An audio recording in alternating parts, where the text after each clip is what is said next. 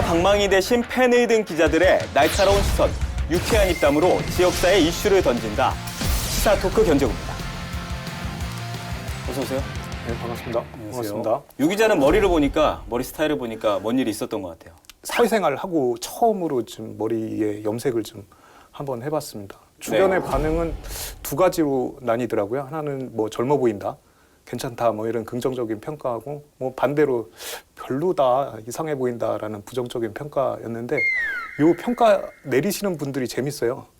아주 친하다라고 하시는 분들은 어색하다라는 평가를 해주시고, 조금 덜 완전 친하진 않지만 그래도 친분이 있다, 이런 분들은 좋아 보인다라는 긍정적인 평가를 해주더라고요. 저는 어색하다도 아니고 별로라고 그랬거든요. 아, 그래요? 그래서 되게 잘 어울리시는데.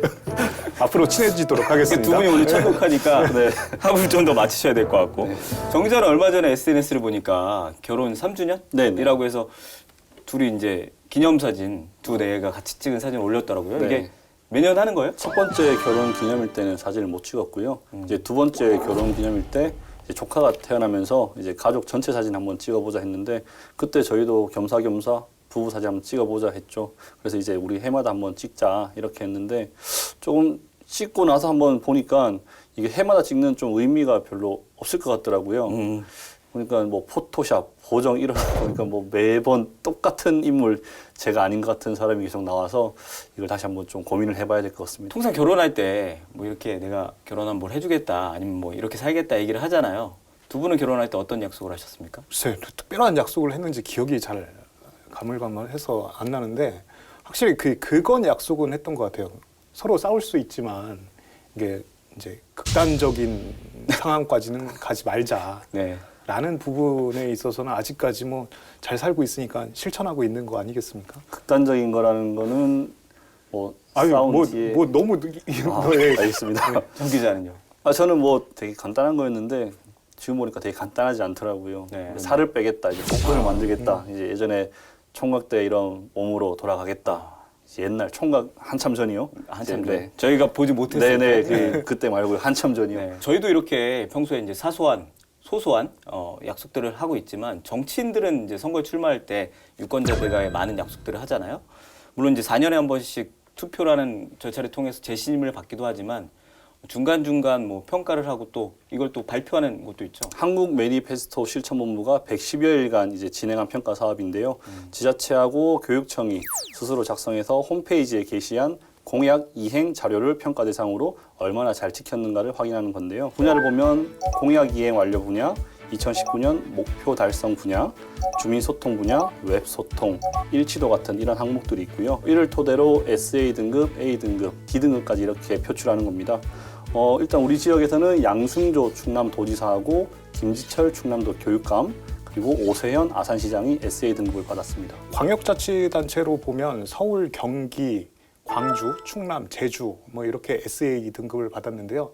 재밌는 건 이 5개 그 광역자치단체 중에 제주도 원희룡 지사를 제외한 나머지는 다 민주당 소속이거든요. 네. 확실히 이제 민주당이 인기가 있을 수밖에 없구나라는 이런 게 좀 뒷받침되는 거 아닌가 싶은 생각이 들고요. 또 한 가지는 이 5개 광역자치단체장들이 뭐 대부분 상당수가 그 대권 주자로 좀 분류가 되고 있어서 이분들이 확실히 열심히 하는 게 아닌가 싶은 생각이 듭니다. 또 한 가지 뭐 김지철 교육감은 2019년을 제외하고는 뭐 계속 SA 등급을 이제 받았고, 그만큼 이제 공약 부분에 있어서는 열심히 이행하려고 노력하시는 분이다라고 좀 평가하고 싶고요. 그 아산이 SA 등급을 받았을 때 천안도 뭐 비교적 괜찮은 등급을 쭉 받아왔는데, 아무래도 지난해 11월에 이제 구본용 전 천안시장이 그 확정 판결을 받음에 따라서 이번엔 평가 대상에서 제외된 게 아닌가 싶은 생각이 드는 이유가 그 대상 사업에 천안 사업이 하나도 없더라고요. 제가 알기로는 이게 자치단체가 아니고 단체장에 대한 평가지 않을까. 그래서 그런 거라고 생각이 들고요. 저는 이게 평가 결과 보면 좀 아쉽다고 표현해야 되나요? 그게 SA 등급이 상대적으로 너무 많다. 좀 전에도 17개 광역단체가 있는데 5곳이 최우수 SA 등급이면 조금 SA 등급의 수를 좀 줄여야 되는 게 아닌가라는 생각이 좀 매번 들었어요. 매번 느는 것 같아서. 저희보다는 뭐 전문가 분들께서 이렇게 평가를 한 거기 때문에 이 전체적인 결과 부분에서는 동의를 합니다. 네. 하지만 뭐 도민들 그리고 시민들 개개인 입장에서는 좀 차이가 좀 있을 거라고 생각을 합니다. 아무튼 그 2018년 7월에 출범한 민선 7기가 어느덧 2년이 흘렀습니다. 이제 좀 있으면 후반기가 시작이 되는데요. 뭐 유권자들하고 했던 약속, 뭐 누구보다 당사자분들이 잘 알고 있겠죠. 이제 후반기 시작을 앞두고 본인들이 했던 약속, 초심을 좀 다잡길 바라는 마음으로 오늘 견제국 시작하겠습니다.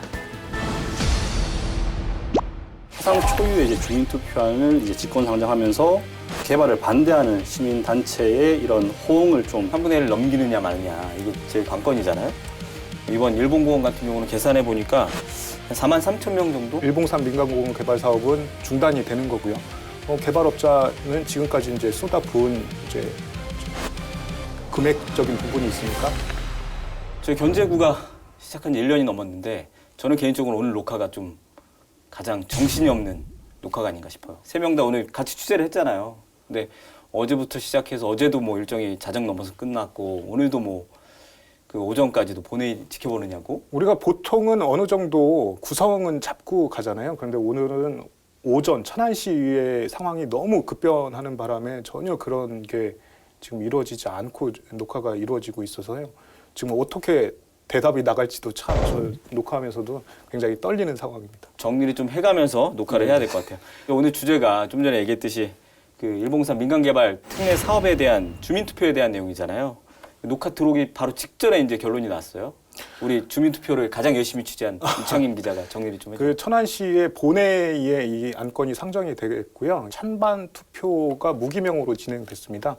무기명 투표 결과 13명이 찬성을 했고 12명이 반대표를 던져서 이게 가결이 되면서 네. 6월 26일 날 그 일봉산 민간공원 개발 특례 사업에 대한 찬반 주민 투표가 이루어지게 됐습니다. 녹화 들어오기 전에 저희들끼리도 얘기 나눴을 때 뭐 가결 쉽지 않을 것 같다라는 예상을 많이들 했잖아요. 저희뿐만 아니라 많은 분들이 했을 것 같아요. 전반적인 흐름이 부결에 좀 무게가 실렸죠. 왜냐하면 천안시에서 흘러가는 그 분위기, 기류가 네. 좀 있었잖아요. 그 이제 좀 이따 또 얘기하겠지만 네. 상임위에서 한번 부결이 된 사안이라 이게 결과적으로 본회의 가도 요식행위처럼 이제 결국에는 부결되지 않을까라는 느낌이 좀 있었는데 의외로 13대 10이 팽팽하게 이제 가결이 네. 된 것 같습니다. 그렇죠. 일단 상임위에서 먼저 심사를 할 때는 가결 1표에 부결 5표가 나와서 이제 안 되겠구나, 이게 물 건너갔구나 이렇게 네. 됐는데 일단 생각해 보면 지난해 한번 11월에도 한번 이 투표 했었잖아요, 표결을. 그때도 제가 알기로는 부결이 된 걸로 알고 있는데 당연히 그래 이번에 또 부결이 되지 않을까 이렇게 생각을 했었는데 정반대의 결과가 나와서 좀 놀랍습니다. 안 그래도 그 질문을 좀 드려보려고 했는데 이게 7개월 만에 다시 상정을 해서 이제 표결에 붙였는데 7개월 동안에 어떤 변화가 있었길래 이렇게 결과가 완전히 뒤집혀졌을까요?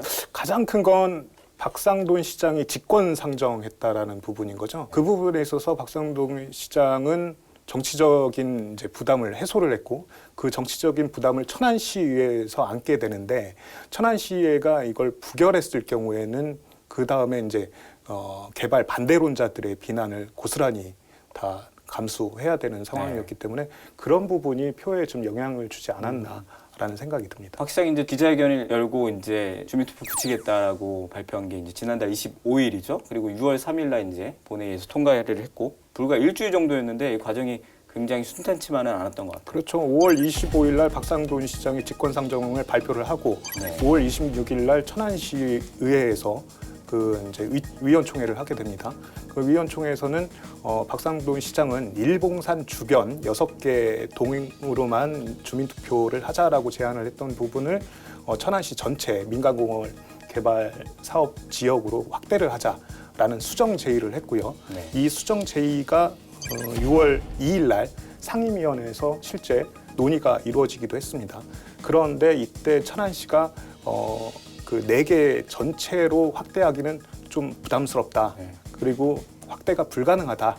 이런 이제 부정적인 이제 의견을 제출했고 결국에는 6월 3일 날 본회의에서는 천안시장의 직권 상정안만 놓고 표결이 이루어진 거죠. 박 시장 입장에서 봤을 때는 뭐 신의 한 수까지는 모르겠지만 손해볼 게 없는 카드였다 이렇게 생각이 들거든요. 두 분은 박 시장의 이번에 직권 상정 어떻게 평가하세요? 박 시장은 저는 쓸 수밖에 없는 카드였다라고 저는 생각을 하고요. 왜냐하면 이게 사실 공약 사항이었어요. 네. 박상돈 시장이 그 일봉산 민간공원 개발 사업에 대해서 찬성이냐 반대냐 이런 직접적인 의견을 표출한 적은 없어요. 다만 이제 주민들의 동의 과정을 한번 거쳐보자라는 부분을 공약으로 제시를 했었던 거고, 실제 그게 이제 뭐 어느 정도 영향을 미쳤는지 모르겠지만 당선으로 이어졌고요. 그렇기 때문에 그 자신이 표출했던 그 의견을 실천할 수밖에 없었던 상황이었습니다. 박 시장 입장에서는 두 마리 토끼를 다 잡는 이런 셈이 됐다고 보는데요. 행정적인 부분하고 정치적인 부분, 이 부분 둘 다 잡았다고 생각을 합니다. 사상 초유의 이제 주민투표안을 이제 직권 상정하면서 개발을 반대하는 시민단체의 이런 호응을 좀 호평을 받았죠. 그리고 이번에 뭐 박 시장이 좀 이런 결정을 하게 된 데에는 본인의 그 책임론에서 조금 가볍기 때문에, 책임론에서 좀 벗어날 수 있는 입장이었기 때문에 가능하지 않았나 이렇게 생각을 합니다. 박 시장의 직권상정, 행정 정치적으로 굉장히 노련함을 보여주는 대목이었는데, 어떻게 보면 행정적인 그 일관성에서는 약간 위배되는 이런 부분이었지만, 이제 이게 박 시장이 앞으로 그 나아가려고 하는 시정 방향을 좀 제시한 게 아닌가 이렇게 판단이 됩니다. 지난 선거에서 이제 경쟁 후보였던 이제 민주당 한태순 후보는 시민단체 질문에서 이제 반대 입장. 확실하게 반대 입장에 섰었던 네. 거죠.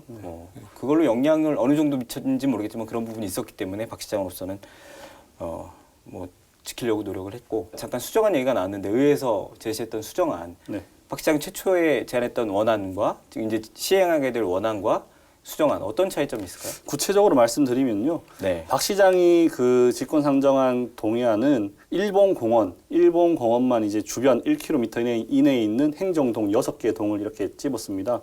그게 신방동, 일봉동, 쌍용 1동, 중앙동, 복명동, 청룡동 이렇게 6개 행정동이고요. 박 시장은 여기에 1km 이제 생활권에 있는 이 주민들을 대상으로 투표를 하자, 찬반 투표를 하자 했던 거였고요.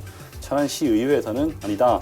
천안에는 일본 공원 말고도 백석, 노태, 청룡공원도 있으니까 여기도 이제 확대해가지고 이 인근 지역 다 해서 이제 주민투표를 진행하자. 이게 가장 큰 차이점이 있습니다. 주민투표 지역이 확대되는 거죠. 네. 천안에 4개의 네. 그 민간공원 개발 사업으로 하면은 그 동이 정확히 어떻게 되는지는 뭐 확인해 보지 않았지만 훨씬 더 늘어날 것이고요. 그렇게 되면 이제 그 이 주민투표라는 게 3분의 1 이상이 이제 투표에 참여를 해야 어느 의미 있는 이제 네. 결론을 도출할 수 있는데, 그게 투표 지역이 확대될수록 그 3분의 1 참여가 훨씬 더 어려워지기 때문에 시민단체들은 거기에 대해서 좀 반대를 했던 부분이고요. 천안시의회 입장에서는 아무래도 지난해 11월에 같은 안건을 가지고 부결을 시켰는데 똑같은 안건을 시장 직권으로 이렇게 넘겨받은 부분에 있어서 약간의 불쾌감을 이제 표하면서 그래서 수정안을 제의를 하지 않았나 하는 생각이 듭니다. 시의회에서 이제 기자회견을 했을 때 그때 보면은 인치견 시의장하고 박남주 의회 운영위원장만 참석을 했었습니다. 네. 이 둘을 제외하고는 여야 뭐 의원들 아무도 오진 않았었는데요. 기자회견 뭐 이렇게 하는 것에 대해서는 여야 의원 모두 뭐 반대하진 않았다고 합니다. 근데 실질적으로 그 안에 있는 그 내용들에 대해서는 뭐 다 동의를 하지 않는다, 뭐 동의한다 이런 부분이 좀 갈렸었고요. 이런 부분들이 있었습니다. 지난번에 저희 견제국에도 출연했지만 그 일부 토지주분들로 구성된 이제 뭐 사업 추진 특례 사업에 이제 찬성하는 분들 측에서는 뭐 주민투표 붙이면 결과에 따르긴 하겠지만 사실은 주민투표 붙이는 거에 대해서 굉장히 반대를 크게 했었잖아요, 이번에. 주민투표의 필요성을 전혀 못 느꼈던 거죠. 왜냐하면 자료사진 한번 이렇게 보면요. 이게 저 지난해 12월 천안시 엘리베이터나 뭐 복도에 붙어있던 네. 사진인데, 이 사진에는 그 천안시는 공원을 최대한 지켜내겠습니다. 라는 이제 제목으로 시작되는 이제 포스터에 민간공원 조성, 뭐 두 번째 매입, 세 번째 공원 해제, 뭐 이걸 쭉 설명하면서 결과적으로는 가장 현실적인 방안은 민간공원 조성 사업입니다. 뭐 이런 이제 문구를 넣으면서 사실상 천안시가 그 개발업자와 함께 이 민간공원 개발 사업을 주도했다라고 할 수 있거든요. 그렇기 때문에 그 이제 민간공원 이제 찬성론자 입장에서는 굳이 주민투표를 왜 시가 저렇게 이제 뒷받침해주고 있는데라는 생각을 하고 있었을 것 같습니다. 예정대로라면 오늘 26일 날 이제 주민투표가 실시되는 거죠? 네, 예정대로라면 26일 날 진행됩니다. 주민투표 실시 구역은 앞서 얘기했듯이 일본공원 근처 인근 6개 동이고요. 여기 주민이 16만 7,266명이고요. 이 중에서 19세 이상인 12만 8,714명이 이렇게 해당이 됩니다. 자세한 뭐 표로 이렇게 나와줄 거고요. 오전 6시부터 저녁 8시까지 이제 진행이 되는데 앞서 21일부터 22일까지는 사전 투표가 진행됩니다. 이때는 휴일이 아니고요. 또 주민 투표하는 날도 휴일이 아니고요. 투표용지는 아주 심플하게 찬성 반대 이렇게 나가게 될 겁니다. 찬성과 반대. 결과는 어떻게 예상하십니까? 글쎄요, 앞으로 지켜봐야죠. 이것도 그냥 무턱대고 투표를 하는 게 아니고 그 선거 운동이 있습니다. 네. 찬성 측과 반대 측이 나뉘어서 찬성 측 투표를 높일 것이고 뭐 반대 측 투표율을 높일 것인데 글쎄요, 이게 좀 그 선거 운동이 진행돼야 어느 정도 예상이 되지. 저는 지금 쉽게 예상하기 좀 어렵네요. 근데 이게 조금 전략적으로 저는 생각을 한다고 하면은 되게 시민 그 참여도 관심도가 떨어지는 부분이 있잖아요. 이 외곽 다른 이 지역에서도 조금 뭐 별로 이쪽 일본 공원과 관련되지 않은 시민들 입장에서는 여기에는 뭐 홍보 활동이 득이 될지 실이 될지 이런 부분들을 다 판단을 하셔서 이제 홍보 활동을 선거 운동을 하는 게 맞다고 봅니다. 찬성과 반대로 이제 답변은 나눠진다고는 했는데 질문도 굉장히 어떻게 물어보느냐에 따라서 답변을 고르는 데 좀 영향을 미칠 거 아니에요. 질문은 어떻게 정해지는지 혹시? 투표용지에 질문이 없습니다. 어. 찬성과 반대입니다. 그러니까 투표 현장에서 뭐를 고르는 게 아니고요. 그 반드시 찬성할지 반대할지를 사전에 공부하고 배우시고 결정하고 가셔야 되는 그러니까 부분이라. 찬성 측 그리고 예. 반대 측 예. 이게 그 선거 운동원들의 홍보 활동을 본인이 숙지하고 투표장에 가야 된다. 그렇죠. 어디까지나 가정이긴 한데요. 투표 결과가 뭐가 되든 나오지 않겠습니까? 근데 찬성이 나오게 되면 어떻게 되는 거예요? 일단 뭐 개발 추진이나 이런 토지 입장에서는 날개를 단 셈이죠. 지금처럼 시에서 진행하던 그대로 그냥 이어받아서 진행하면 되는 부분이기 때문에요. 네, 그런 부분에서는 좀 더 뭐 탄력을 받을 것으로 보입니다. 반대가 나오면은 이게 주민투표법상 뭐 행정적, 재정적 이게 바로 적용이 돼야 됩니다. 일봉산 민간공원 개발 사업은 중단이 되는 거고요.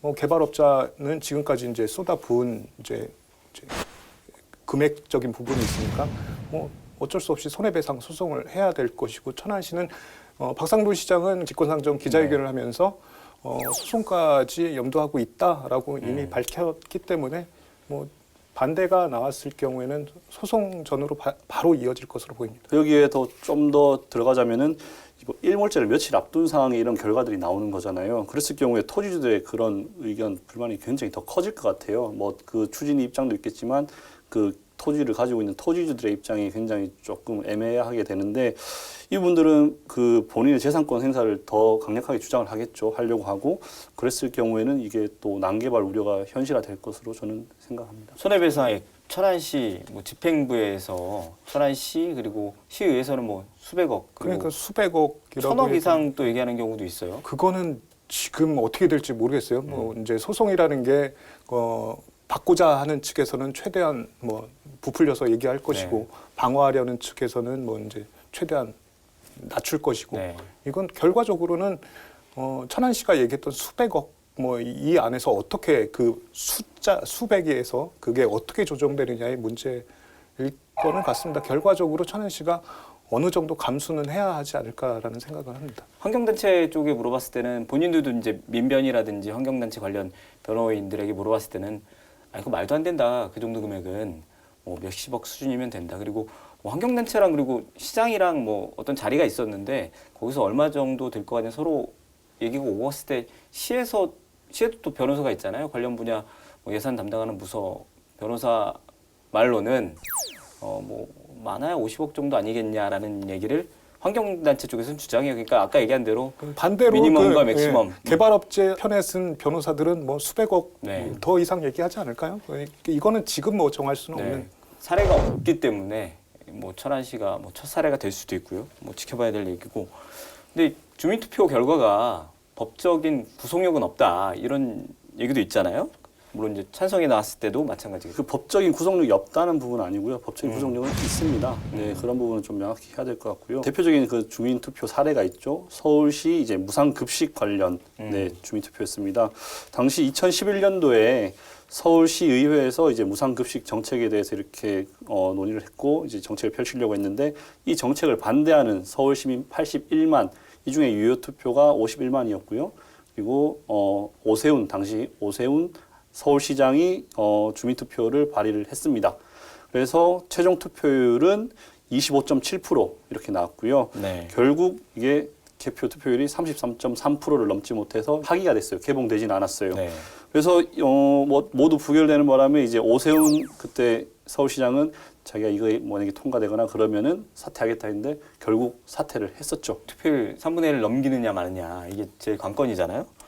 이번 일본공원 같은 경우는 계산해 보니까 한 4만 3천 명 정도, 뭐 확실한 건 아니지만 요 정도 선을 넘겨야 이제 개표가 가능한 것 같은데 코로나19 여파도 그렇고 과연 넘길 수 있을까요? 저도 이 부분을 좀 유심히 지금 보고 있는데요. 좀 관찰하고 있는데 국회의원이나 시장, 뭐 대통령 선거 이런 정치 인물을 뽑는 선거들을 많이 해봤는데 지역 현안에 대해서 이런 투표를 하는 건 처음이잖아요. 네. 그래서 이런 주민들의 관심도가 조금 떨어지지 않을까 싶으면서도 그래도 3분의 1 정도는 왜냐하면 그 예전에 2011년도 서울 거랑은 좀 비교를 하자면은 그 당시에는 사전 투표가 없던 걸로 저는 알고 있거든요. 네. 지금은 사전 투표라는 게 있기 때문에 그게 좀 약간 투표율을 높이지 않을까 하는 생각을 하고 있습니다. 저는 정 기자와는 반대로 좀 부정적인데요. 그 오세훈 시장은 당시에 직을 걸었단 말이에요. 그렇기 때문에 굉장한 이슈몰이가 네. 됐습니다. 그런데 이 경우에는 굉장히 제한적인 지역에만 이슈가 될 수밖에 없기 때문에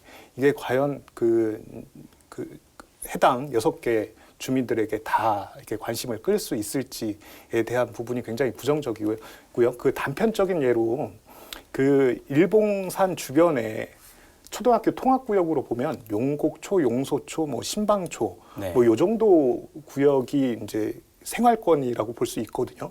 반대로 저기 뭐 새샘초, 그러니까 신방 통정직으로 넘어간다면 거기는 투표 권역으로 들어가지만 전혀 관심을 끌 수 없는 그런 지역이기 때문에 이런 부분이 결국엔 3분의 1을 넘기는 게 쉽지만은 않다. 뭐 저는 이렇게 전망합니다. 물론 뭐 수정안 때보다는 원안이 투표율은 좀 더 높게 예상이 되지만 그래도 쉽지 않을 것 같다. 시민단체에서는 이제 물어봤죠. 넘길 수 있겠느냐. 그랬더니 뭐 당초 이제 원래 시민사회단체에서도 일봉산 지킴이가 되겠죠. 거기서는 주민투표 청구를 이제 자체적으로 추진을 했었잖아요. 근데 이게 천안시 전체의 5%? 그러니까 이게 2만 6천 명 정도 서명을 받으면 이게 발의가 되는 거였나 봐요. 근데 시장이 발의하기 전까지 서명을 받았는데 1만 명 정도는 받았다고 주장을 해요. 그리고 뭐 시간은 좀 더 줬으면 2만 명까지는 본인들은 자신 있었다.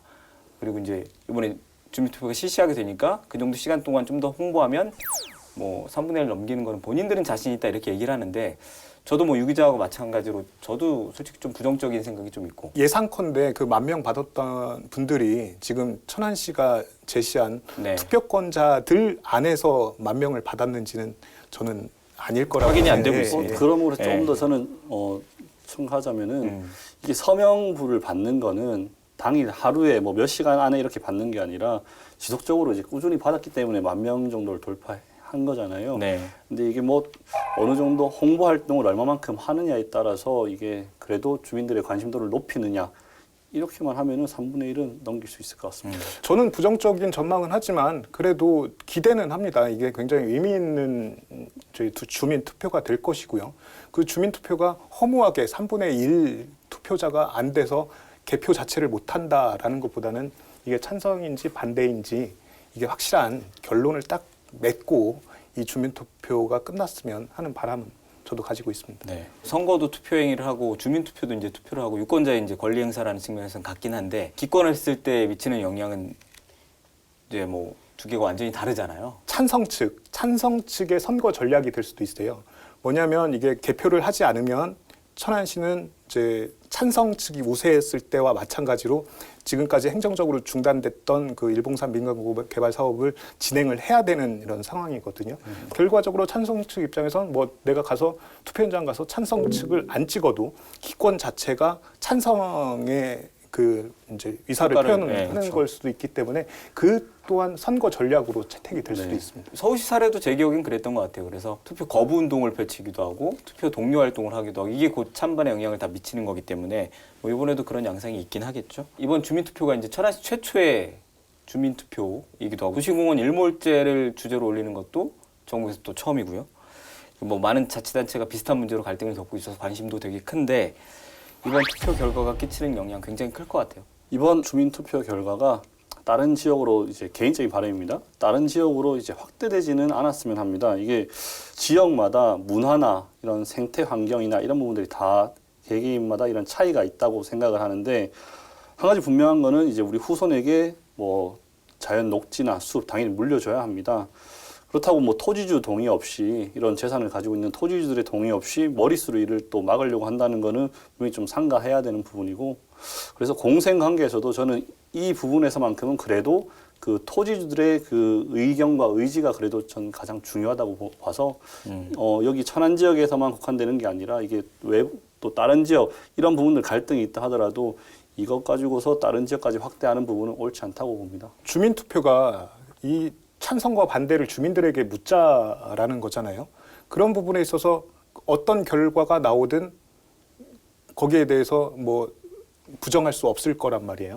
결국엔 지금처럼 이렇게 첨예하게 나뉘어 있는 갈등을 봉합하는 데는 결과적으로 가장 가장 적합한 처방이 아닌가 싶은 생각에서 굉장히 유의미한 투표가 진행될 것으로 보이고요. 다른 지역까지 확대되는 부분에 있어서는 주민들에게 기본적으로 그 민주주의에서 주민들에게 묻는다라는 거는 그 얼마만큼의 비용이 드는 것을 차치하고라도 굉장히 의미가 있다라고 저는 판단합니다. 저는 이 부분은 좀 공감이 되더라고요. 천안시도 그렇고 뭐 의회에서도 이번에 주민투표 이제 받아줬으니까 통과됐으니까 앞으로도 이제 뭐 어떤 뭐 소각장애라든지 지역에 이제 갈등 요소가 굉장히 많은데 이때마다 그럼 주민들이 요구하거나 뭐 논란이 있거나 갈등이 좀 불거지면 주민투표 붙이자 그러면 또 그때 또 받아줘야 되는 거 아니냐 이런 게 관습화되고 굉장히 매번 이어지면 좀 곤란하지 않냐. 이게 주민투표가 그렇게 쉽지가 않아요. 이게 이제 그 반대 이번에 일봉산공원 반대론자들도 늘상 요구했던 게 주민투표였거든요. 그래서 뭐 시민 서명도 받고 했는데 이게 굉장히 요건을 갖추기가 굉장히 어렵고요. 그래서 천안 같은 경우에는 만약에 그 구분영 전 천안시장이 이제 뭐 낙마하는 그런 변수가 없었더라면 이런 주민투표는 아예 요구조차 할 수 없는 상황이 있었을 수도 있어요. 그러니까 이게 이번에 일봉산이 이렇게 주민투표가 됐다. 그렇기 때문에 뭐 사안별로 뭐 이게 이루어질 것이다. 저는 그거는 굳이 하지 않아도 될 걱정이라고 생각합니다. 근데 뭐 선거철마다는 나오겠죠. 이제 우리의 요구들이죠. 어떻게 보면 그런 사안들에 대해서 선거철마다 할 건지 말 건지 우리의 이걸 요구들을 해서 이걸 주민투표를 해줄 건지 말 건지 후보들한테 이걸 각각 만약에 묻는다면은 이게 굉장히 큰 교훈인 게요. 그러니까 어떤 대규모 사업을 진행할 때 반드시 그렇기 때문에 이제 주민들에게 꼭 주민투표가 아니더라도 어느 정도의 공감대를 형성한 다음에 충분히 설명한 다음에 사업이 추진돼야 이런 갈등이 발생하지 않고 이런 이제 어려움이 발생하지 않는다라는 아주 좋은 교훈을 주는 사례가 되지 않을까요? 그렇죠. 뭐 원래 이런 대규모 사업이나 할 때는 공청회 이런 걸 열어서 주민들에게 다 설명을 하지 않나요? 이 사업에 대해서만 조금 그런 부분이 간과돼서 이게 주민투표가 진행되는 거라고 알고 있거든요. 이제 뭐 평상시에도 뭐 주민 뭐 설명회나 이런 부분만 잘만 그 행정 절차상 그 과정만 잘 지킨다면은 주민투표 또 보진 않을 것 같아요. 이번 주민투표에 투입되는 예산이 뭐 물론 이제 정확한 수치는 좀 나와봐야 알겠지만 6억 5천 정도가 소요된다고 해서 일각에서는 지금 코로나 때문에 굉장히 어려운데 물론 이제 주민투표 결정되기 이전입니다만 이 예산 거기다 쓰는 게 어떠냐 예산 좀 낭비 아니냐 아깝지 않냐 이런 얘기도 좀 있었는데 어떻게 생각하세요? 서두에도 말씀드렸듯이 주민투표 자체가 굉장히 유의미하다라고 생각이 들고요. 만약에 이게 이번에 천안시에서 부결이 돼서 주민투표가 이루어지지 않았더라면 뭐 민간공원 개발 사업, 일봉산 민간공원 개발 사업은 진행이 되겠죠. 그런데 진행되는 건마다 찬성과 반대가 부딪히고 그 부딪힘은 굉장히 천안시를 시끄러워할 것이고 굉장히 고통스러운 상황이 계속 연출될 거라고 보면 그걸 생각한다면 그 6억 5천만 원 뭐 예정 금액이지만 그거는 충분히 쓸 가치가 있다라고 저는 생각합니다. 일봉산 주민투표 관련해서는 마지막 질문일 텐데요. 두 분 뭐 상임위 그리고 본회의 뭐 박상훈 시장이 발의할 때부터 쭉 취재를 해오셨잖아요. 어떻게 보셨어요? 그 예전에 있었던 구본영 전 시장의 행정 절차상의 문제를 어떻게 보면 박 시장이 현재 박상돈 시장이 그걸 좀 뒤집은 부분이잖아요. 그런 부분에서 그래도 이런 절차상의 그런 부분들을 그래도 잘 지켜나가고 있다는 부분에 대해서 굉장히 좀 박수를 쳐주고 싶어요. 이제 박상동 시장 이런 결정도 그렇고 그리고 천안시의회에서도 저는 지난번 부결됐던 안건을 다시 했던 부분도 이거를 또 처리했던 부분도 천안시의회도 처음에 이제 뭐 한 예로 한 시의원께서 왜 우리한테 그 씌우느냐 이런 얘기를 하지 않았나요? 했잖아요. 근데 이거를 그래도 시의회에서도 좀 잘 처리한 것 같아서 이제 남은 주민투표만 좀 잘 마무리된다면은 좀 주민 간의 갈등을 최소화할 수 있을 것 같습니다. 계속 절차상의 문제를 얘기를 하는데 지적하는데 그 첫 단추를 잘못 깬 결과가 지금 이렇게 나타난 것이고 그걸 다시 풀고 처음부터 다시 단추를 채우려니까 이렇게 어려웠던 부분이고요. 그냥 결과적으로는 다시 첫 단추를 잘 맞게 끼워놨으니까 어떤 결과가 나오든 찬성론자든 반대론자든 그 결과를 꼭 좀 따라주셨으면 좋겠습니다. 네. 이어서 이제 아산 고교 평준화 얘기를 좀 해볼게요. 이것도 이제 뭐 어떻게 보면 투표까지는 아니지만 이것도 표결이 좀 필요한 부분이어서 같이 주제로 묶었는데요. 두 분은 고등학교 졸업한 지가 얼마나 됐어요? 저는 24년 됐습니다. 네. 네. 정 기자님. 저는 한 15년 정도 된 것 같은데요. 네. 유 기자께서는 기억이 안 나시겠지만 당시 고등학교 어떻게 들어갔는지 고입 전형이라든지 이런 거 기억나세요? 저는 천안에 있는 고등학교를 진학을 했고요. 네. 저는 고교 평준화. 이게 지금은 교육감 전형으로 이름이 바뀌었더라고요. 그렇죠. 예, 교육감 전형을 쉽게 풀면 고교 평준화고. 예, 고교 평준화 대상자였습니다. 아, 그러니까 그때 쉽게 얘기해서 뺑뺑이. 그러니까 저기 합격과 불합격에 대한 시험을 보고 나서 그 합격자들을 놓고 이제 뭐 지금은 뭐 1지망, 2지망, 3지망 뭐 이렇게 나누는데 그때는 아예 그냥 뺑뺑이로 돌려서 저는 그 특정 고등학교를 뽑게 돼서 그쪽으로 가게 됐는데 거기 뽑혔을 때 저 굉장히 안타까워했어요. 왜요? 아유 그때 엄청 그러니까 군기라고 오히려 학교인데 군기라는 표현을 쓸 정도로 그런 규율이 굉장히 엄격했던 학교였습니다. 동문들이 보면 굉장히 대노하실 것 같은데. 정 기자는요? 저는 뭐 기억이 정확하진 않지만 저 이제 고향이 경북 김천인데 여기서는 이제 인문계 고등학교 몇 개 없었어요. 이제 몇 개 없어가지고 중학교 내신 성적을 가지고 이제 고등학교를 이제 제가 지원을 했던 거죠. 내신 성적 만약에 내신 몇 점이 만점인지 기억이 안 나는데 네. 좀 상위권에 이제 그게 중요한 있으면은 거죠? 네, 네. 그렇게 골라서 갈 수 있는데 저희가 얘기를 왜 꺼내냐면 이제 6월 17일부터 다음 달 3일까지 아산에서 이제 고교 평준화 도입을 위한 이제 여론조사가 이루어집니다. 아산시 교육감 전형은 뭐 2016년도에 천안시의 그때 당시엔 고교 평준화였는데 그 고교 평준화가 도입되면서 예견됐던 사안입니다. 그러니까 이제 천안 다음엔 아산이 추진될 것이다라고 이미 예견이 됐고 그 예견과 마찬가지로 2020년 그러니까 2016년 때도 그 김지철 교육감이 그 천안시 고교 평준화를 성사시켰던 네. 거고요. 2020년 역시 지금 김지철 교육감입니다. 2020년 신년 이제 기자회견 때 그 아산시를 추진하겠다라고 발표를 했던 거죠. 현재 아산 지역 고등학교 입시는 학교장 전형을 이제 실시하고 있습니다. 네. 고등학교 입학 전형의 실시권자가 학교장인 건데요. 학교장이 교육감의 승인을 얻어가지고 이제 입학 전형을 실시하는 거고요. 말 그대로 이제 교육감 전형은 실시권자가 교육감이 되는 겁니다. 그럴 경우에 교육감이 일반 고등학교의 총 정원만큼 이제 내신 성적을 딱 학생을 선발한 다음에요. 내신 성적에 의해서 학생을 선발하고 이제 학생의 희망 순서대로 이제 1지망, 2지망 이 순서대로 전산 추첨을 통해서 학교를 배정하는 겁니다. 여론조사는 6월 10일부터 26일까지 진행이 되고요. 지금 대상자는 한 16,000여 명 정도로 봅니다. 이게 방문조사 또는 이제 등기 우편 조사로 이렇게 이루어지고요. 그 16,000명 중에 6,000여 명 중에 65%가 찬성을 해야만 그 교육감 전형이 이제 성사가 되는 거고요.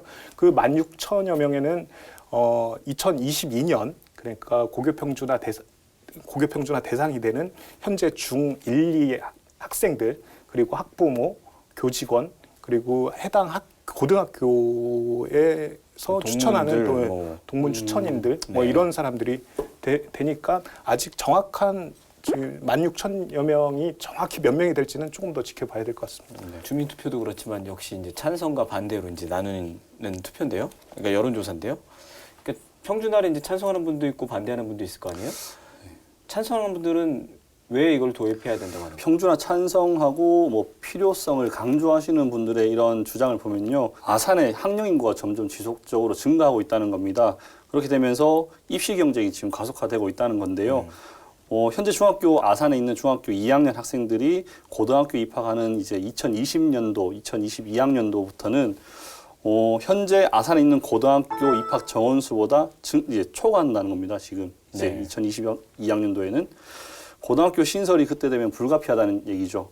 그래서 현재 방침대로라면은 이제 경쟁에서 탈락한 학생들이 이제 시 외곽으로 아니면 다른 시나 도로 이렇게 가야 되는 부분인데 이런 이유들 때문에 지금 학생들의 스트레스가 굉장히 크대요. 또 여기서 사교육이나 이런 부분들이 더 많아지고 하는 부분들이 있어서 학생 또 고등학교에서는 또 학생을 유치하려고 또 이런 과도한 경쟁이 있기 때문에 평준화가 필요하다, 고교 평준화 필요하다. 아무래도 이제 아산이 굉장히 젊은 도시잖아요. 천안도 마찬가지지만 그렇다 보니까 학교를 다닐 만한 아이들도 굉장히 많고 그러다 보니까 학생 인구가 굉장히 늘고 있고 그래서 이제 부족하다고는 하는데 얼마나 부족하다는 거예요? 네, 이건 자료를 좀 보면서 설명을 드리겠습니다. 도교육청 자료에 따르면 내년인 2021학년도엔 아산 신입생 정원이 3,132명인데요. 이제 신입생 정원이. 근데 이 중에 내년에는 3,019명이 진학을 한답니다. 네. 그런데 2022년도에는 3,289명으로 늘어나고요. 네. 2023년도에는 3,661명으로 정원을 초과할 것으로 예측이 된다고 합니다. 내년까지는 뭐 크게 문제가 없지만 22년에는 뭐 한 180, 170명? 그 다음에는 이제 뭐 600명 이상 네. 이제 부족하다는 거죠, 학교가. 네. 이제 뭐 어떻게 보면 이 얘기만 들으면 평준화를 해야 된다고 이제 보여지는데 반대하는 분들도 있잖아요. 이건 뭐 아산 지역의 반대가 아니고요. 고교 평준화를 반대하는 분들의 뭐 늘상적인 멘트인데 하향 평준화 된다라는 거죠. 그러니까 보다 이제 성적 상위 학생들이 좀 더 이제 선택폭을 좀 가져야 되는데 그걸 갖지 못하고 평준화 말 그대로 이렇게 보편화돼서 학교를 배정받으면 그 학생들의 성적이 좀 떨어지지 않느냐라는 부분에 대해서 염려가 굉장히 많은데요. 이거는 학계에서 늘 얘기하지만 근거는 없습니다. 오히려 뭐 이제 성적이 오르는 학생도 분명히 있을 수도 있고요. 그거를 뭐 어떤 특정 서울에 있는 대학교 입학 뭐 수를 가지고서 늘 따지는데 그거는 이미 크게 의미 없는 얘기라고 하는데요. 늘 그 주장은 하고 있습니다. 하향 평준화. 보통 이제 그걸로 나누죠. 이제 스카이라고 하는 대학교 진학자 수로 해서 올해는 이만큼 보냈고 평준화 전에는 이만큼 보냈고 그래서 뭐 늘었다 줄었다 이런 얘기 많이 하는데 뭐 얘기하신 대로 뭐 큰 의미는 글쎄요. 근데 물론 이제 환경은 많이 달라지긴 했어요. 2016년도에 이제 천안이 도입을 했는데 어떤 부분이 좀 다를까요? 1974년도에 그 고교 평준화가 처음 도입됐어요. 천안이요? 아니요. 그 평준화 전국적으로 제도가? 제도가. 그러다가 천안시는 이 1980년도에 평준화가 도입이 됐고요. 1994년 제가 93년도에 입학했으니까 제 다음 해까지 이제 평준화가 유지가 되더라고요. 그 이후에 이제 2016년까지 장기간 이제 비평준화 지역으로 나뉘어져 있었는데요.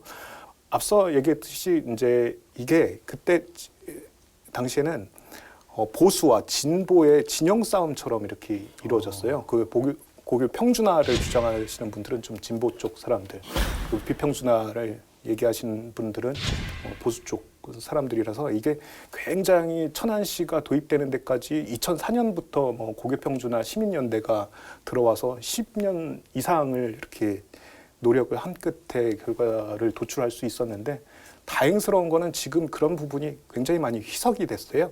그래서 오히려 그 학부모들이나 학생들이 나한테 가장 유리한 건 무엇인가 쪽으로 생각을 많이들 해주셔서 그런 부분은 앞으로 그 아산이 도입하는 데서는 훨씬 유리한 조건이지 않을까라는 생각이 듭니다. 나한테 유리하다는 점은 뭐 우리 아이가 혹은 내가 뭐 대학교 진학을 하는데 어떤 전형이 나한테 유리할 것인가에 대한 판단이겠죠. 뭐. 그 뭐 이런 판단도 있어요. 천안도 마찬가지였는데 꼭 원하는 학교보다는 우리 집 학교가 훨씬 낫지 않느냐라는 인식도 많이 지금 생겨나서 그런 부분이 그러니까 학교에 가까운 뭐 이제 거주자들은 찬성률이 굉장히 높을 것이고 그럼 반대로 학교는 좀 이 학교도 저 학교도 뭐 굉장히 뭐 멀리 떨어져 있지만 난 그렇다면 난 원하는 학교를 갈 거야 했을 때는 좀 반대 성향을 보이지 않을까라는 생각이 듭니다. 천안이 이제 도입한 지 4년이 흐른 거잖아요. 그렇죠. 도입 이후에 반응이라든지 이런 부분은 어때요? 2016년도 천안 지역 이제 후기 12개 고등학교 신입생 이제 90% 이상이요. 일지망 학교에 배정이 되는 이런 게 있었어요. 만족도 조사에서도 보면은 학부모 만족도가 90% 이상이 나왔습니다. 근데 이게 좀 부연 설명을 하자면은 이제 뭐 군산이나 목포 같은 이런 소규모 도시 말고 인구 60만 이제 천안시 그 당시 천안시 인구하고 비슷한 60만 도시를 비교했을 때 고교 평준화를 시행한 타 시도 같은 경우에는 한 만족도나 이런 게 한 86% 그리고 일지망 비율도 그 학교 간 비율도 한 82에서 83%였는데 당시 천안 한 96% 정도가 나왔어요. 엄청 높게 나온 수치죠.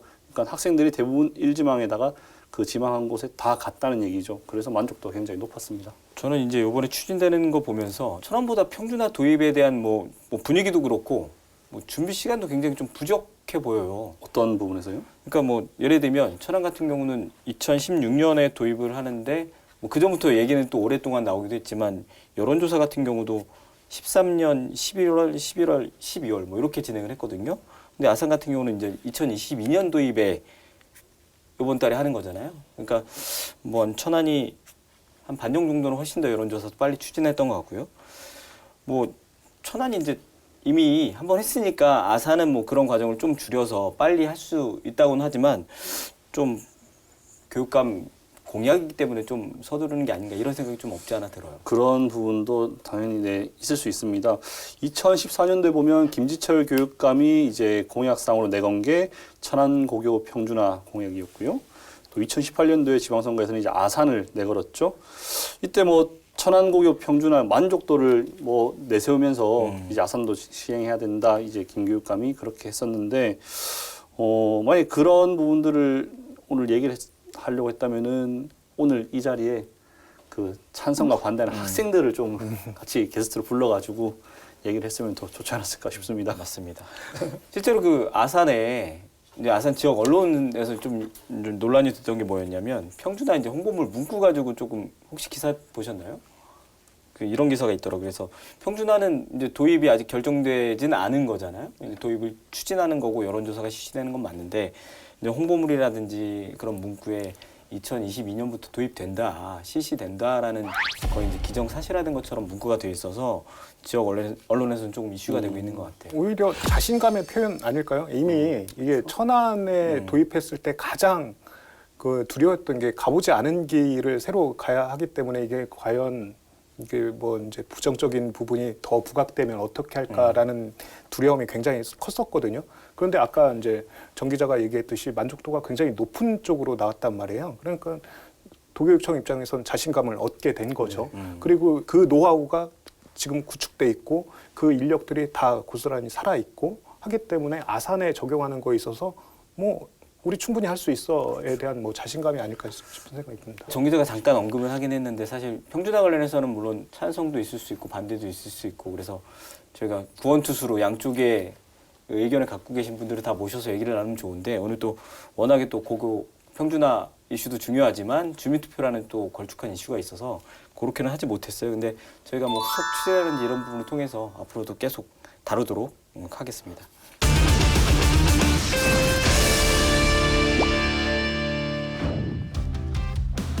천안 일봉산 민간개발 특례 사업에 찬반을 묻는 주민투표가 우여곡절 끝에 오는 26일 실시됩니다. 천안시 역사상 첫 주민투표로 기억될 텐데요. 찬성과 반대, 그리고 투표함의 뚜껑을 열지 안 열지는 오로지 주민 손에 달려 있습니다. 부디 현명한 선택해 주길 바라겠습니다. 오늘 견제구는 여기까지입니다. 시청해주신 여러분 고맙습니다.